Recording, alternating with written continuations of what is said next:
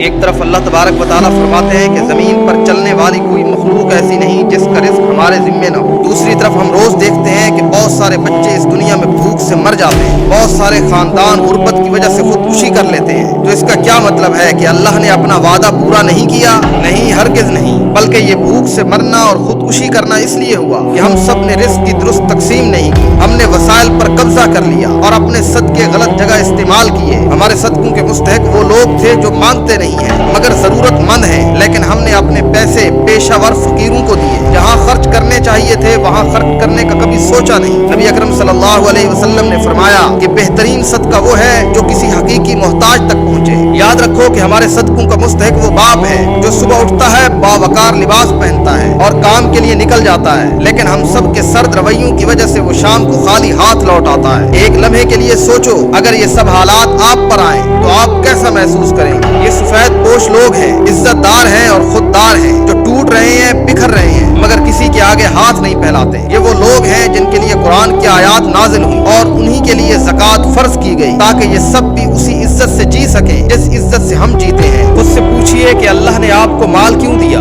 اللہ نے آپ کو دینے والا بنایا ہے، مانگنے والا نہیں۔ آخر کیوں؟ کیا صرف اس لیے کہ آپ اچھے گھر میں رہیں، مہنگی گاڑی استعمال کریں اور عیش کی زندگی گزاریں؟ نہیں، اللہ نے آپ کو اپنے رزق کے نظام میں سے ایک کڑی بنایا ہے، ایک ذریعہ اور واسطہ بنایا ہے تاکہ آپ اپنا صدقہ ان لوگوں کو دیں جن کے پاس رزق نہیں ہے۔ اور آپ اپنے اس رزق کے ذریعے کو اگر استعمال نہیں کرتے تو یقین کیجئے کہ آپ رب کے مجرم ہیں۔ روز قیامت وہ پوچھے گا کہ میں نے تمہیں 3 وقت کا کھانا دیا تو کیا تم نے کسی اور کو بھی اپنے ساتھ شامل کیا یا نہیں؟ تو پھر بتاؤ کہ رب کو کیا جواب دو گے؟ آج میرے سامنے بھی ایک ایسا خاندان ہے جو سفید پوش ہے، عزت دار ہے، وہ ہاتھ پھیلانے والا نہیں، لیکن حالات نے انہیں ایسی جگہ لا کھڑا کیا ہے جہاں اب آگے بڑھنے کا کوئی راستہ نہیں ہے۔ اس گھر میں ایک محنت کرنے والا باپ ہے لیکن اس کے پاس کوئی کمانے کا ذریعہ نہیں۔ آپ سب پر یقین کرتے ہوئے کہ جہاں تک میری آواز پہنچتی ہے ان لوگوں تک میں آواز پہنچاؤں گا، اور اس بارے میں میں نے اپنے رب سے وعدہ کر لیا کہ اس ایک خاندان کو میں ایک چھوٹا سا کاروبار بنا کر دوں گا، ایک ایسا ذریعہ معاش جو انہیں خود کفیل بنا دے، جو ان کی عزت کو بحال کرے، جو ان کے بچوں کو امید دے، جو ان کے چہروں پر مسکراہٹ لے آئے۔ اور یہ سب تب ہوگا جب آپ اس میں ہماری مدد کریں گے، آپ اس خاندان کا سہارا بنیں گے۔ آپ کے 50، 100 اور 1000 کسی کی زندگی بدل سکتا ہے۔ صدقہ محض یہ نہیں کہ تم کسی کو کھانا کھلا دو، اصل صدقہ یہ ہے کہ تم کسی کی زندگی بدل کے رکھ دو۔ اور یہ یاد رکھو کہ آپ کا ایک ایک روپیہ،